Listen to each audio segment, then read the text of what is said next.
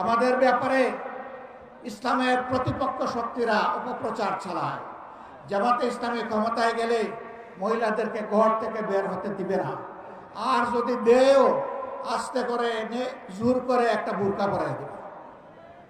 জোর করে পরানো লাগবে না।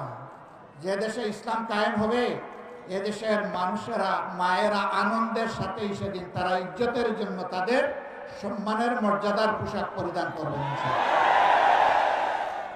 তারপরেও কোনো মা, কোনো বোন যদি এই পোশাকের বাইরে থাকেন, আমরা তাদেরকে কথা দিচ্ছি, নিশ্চয়তা দিচ্ছি, কারো উপর জোর কাটানো হবে না।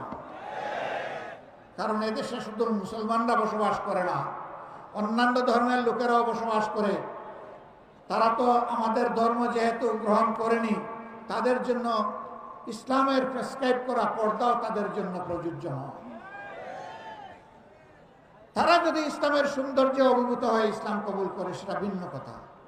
তাদেরকে ইসলাম গ্রহণ করতেও কাউকেই বাধ্য করা হবে না।